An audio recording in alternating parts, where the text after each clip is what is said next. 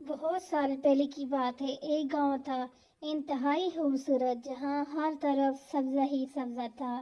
اس گاؤں میں سب بہت پیار سے رہتے تھے۔ سب سے بڑی بات یہ تھی کہ ہندو اور مسلم ایک ساتھ رہتے تھے، کسی کا کوئی دشمن نہیں تھا، ہر کوئی اپنے کام سے کام رکھتا تھا۔ اس گاؤں میں ویسے تو اللہ کی سبھی نعمتیں تھیں، مگر ایک ہندو آدمی سب سے بڑا انسان تھا۔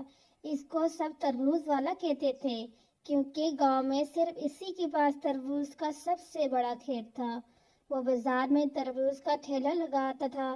وہ تربوز ایسے میٹھے اور تازے ہوتے تھے کہ چٹ پٹ وہ تربوز بک جاتے۔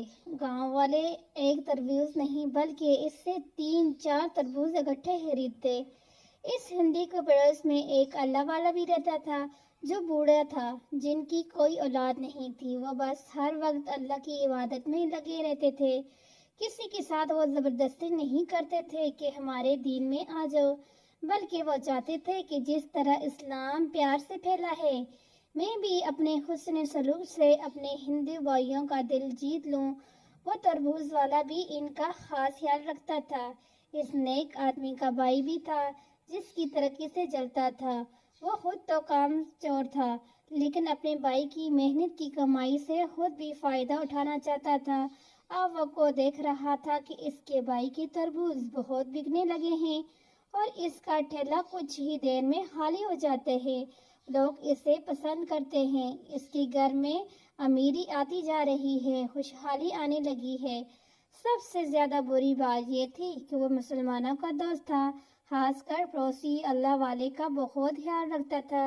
اس نے سوچا یہ تو بالکل صحیح بات نہیں، مجھے کچھ کرنا پڑے گا۔ پھر ایسا کیا کروں کہ سانپ بھی مر جائے اور لاٹھی بھی نہ ٹوٹے۔ اس کے گاؤں میں پنڈت تھا، وہ جانتا تھا کہ وہ تنتر منتر پڑھ کر کسی چلتے ہوئے کاروبار کو تباہ کر سکتا ہے۔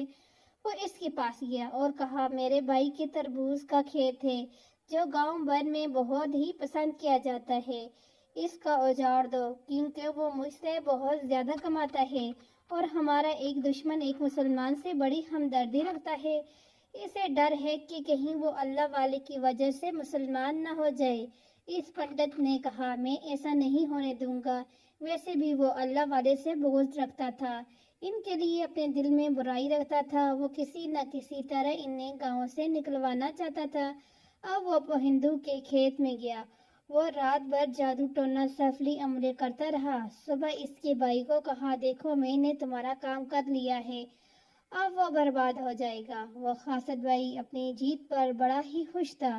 اب یہاں پر وہ نیک تربوز والا جب اپنے تربوزوں کا ٹھیلا لے کر بازار میں پہنچا تو لوگ اسی کا انتظار کر رہے تھے۔ حسب معمول تربوز سب بک گئے تھے۔ وہ پیسے لے کر خوشی خوشی گھر آیا تھا کہ دروازے پر آ کر ایک گاؤں والے نے کہا، تم نے کیسا خربوز دیا ہے، تم نے دھوکہ کی دیا ہے۔ اس نے پوچھا، کیا ہے میرے بھائی؟ وہ بتانے لگا، میں نے جیسے ہی تربوز کاٹا ان میں سے خون نکلنے لگا، خون کا فوارہ نکل رہا تھا، ایسے تو کبھی نہیں ہوا، تم نے جان بوجھ کر ایسا کیا ہے۔ ابھی ایک گاؤں والا ہی شکایت لے کر آیا تھا کہ اس کے پیچھے دوسرے گاؤں والے بھی شور مچانے لگے، تم نے ہمیں خراب گلے سڑے ہوئے خون سے بھرے تربوز بیچے ہیں، ہمارے پیسے واپس کرو۔ شام در لوگوں نے اس کا جینا دوبر کر دیا تھا۔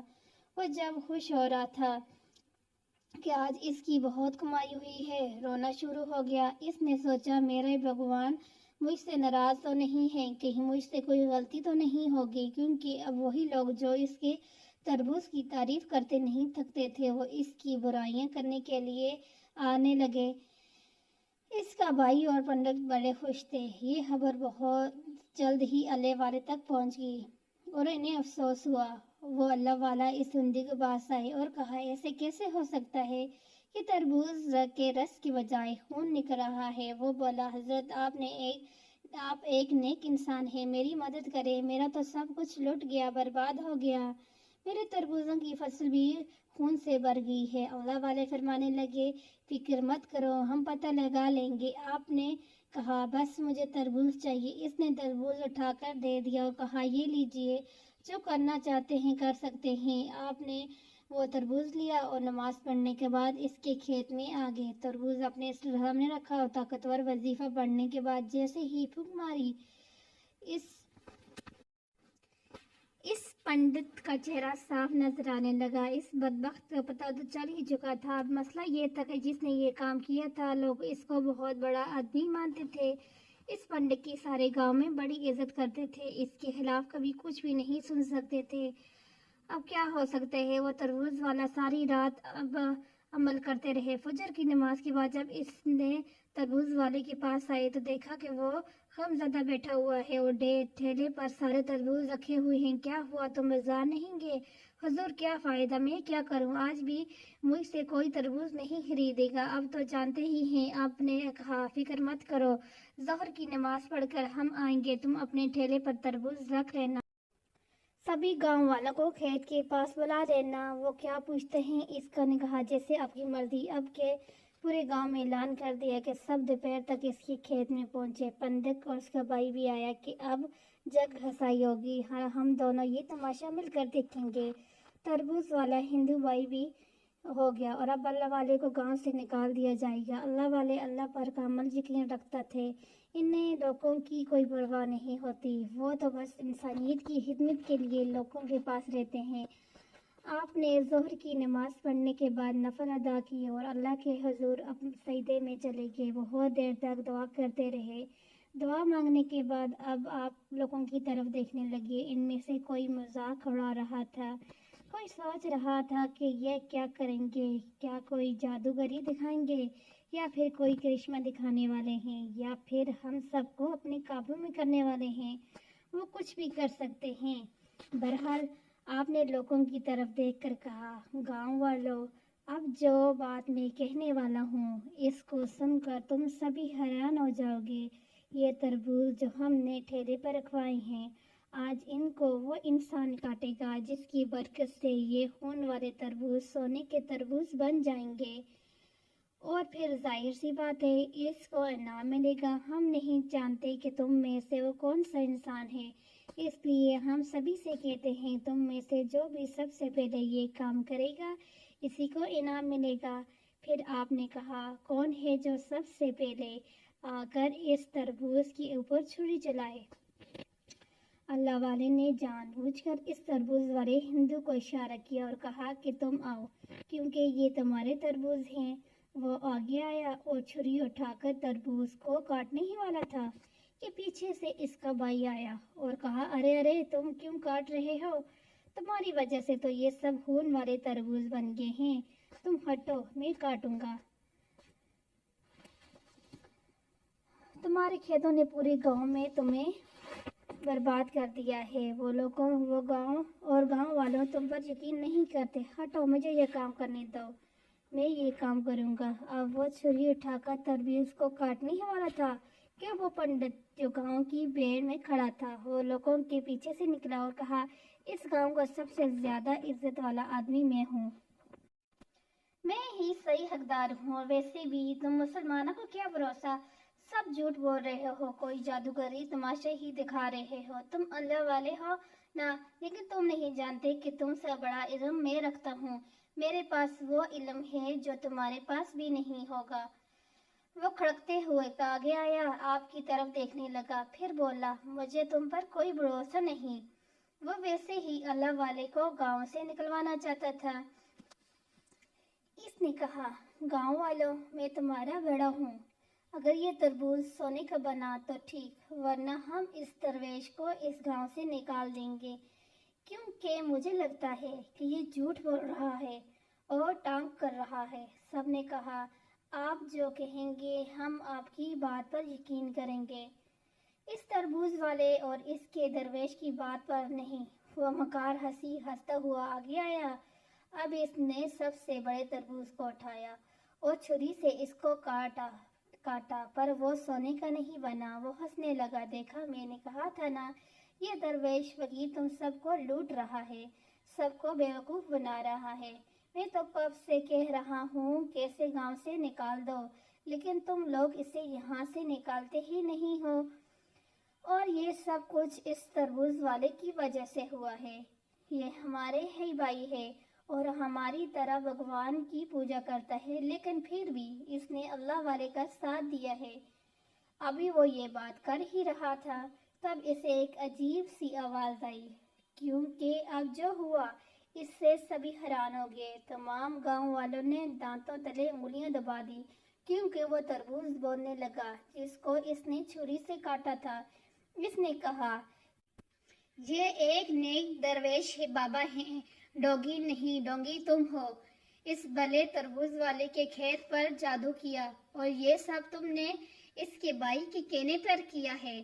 تم اس اللہ کے نیک بندے کو بھی یہاں سے نکالنا چاہتے ہو۔ مجرم ہو تم، تمہاری وجہ سے ہم سب خون سے بھرے ہیں، ورنہ ہم تو اللہ کی نعمتیں ہیں۔ ہماری طرح کے پھل تربوز والے کو اللہ تعالیٰ نے انعام کے طور پر دیے ہیں، اور یہ اچھی طرح یہ کاروبار چلا بھی رہا تھا۔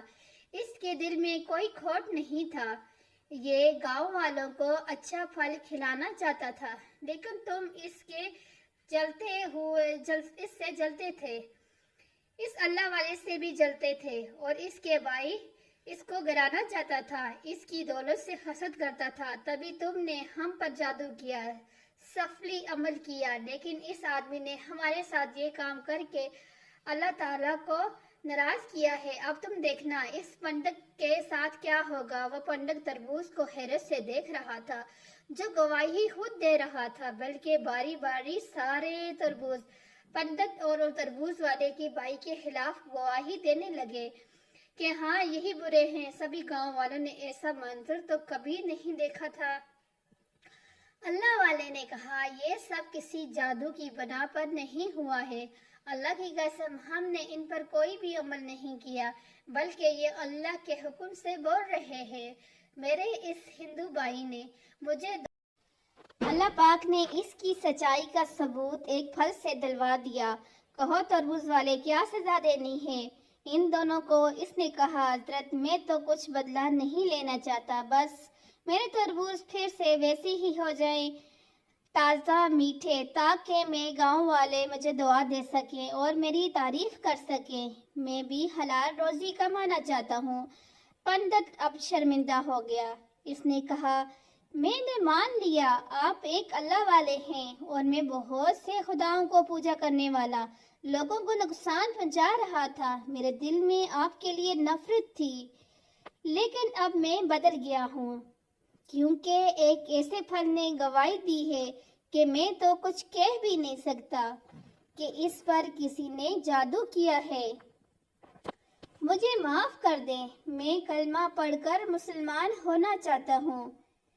پھر وہ تربوز والا بھی کہنے لگا کہ حضرت، اب تک کلمہ میں نے بھی نہیں پڑھا، جبکہ مجھے بہت پہلے کلمہ پڑھ لینا چاہیے تھا، لیکن آج تربوز کو بولتا ہوا دیکھ کر میں بھی مان گیا ہوں کہ بولنے کی طاقت دینے والا ایک اللہ ہی ہے جس کو آپ مانتے ہیں۔ اس کے بعد تربوز والے اور پنڈت نے بھی کلمہ پڑھ لیا۔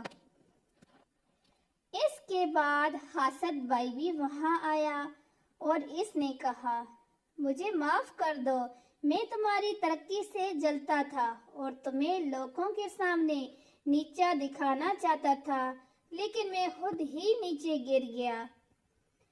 بستی میں بے شک وہی گرتا ہے جو کسی کے لیے گڑھا کھودتا ہے، اور اس گڑھے میں خود ہی گر گیا۔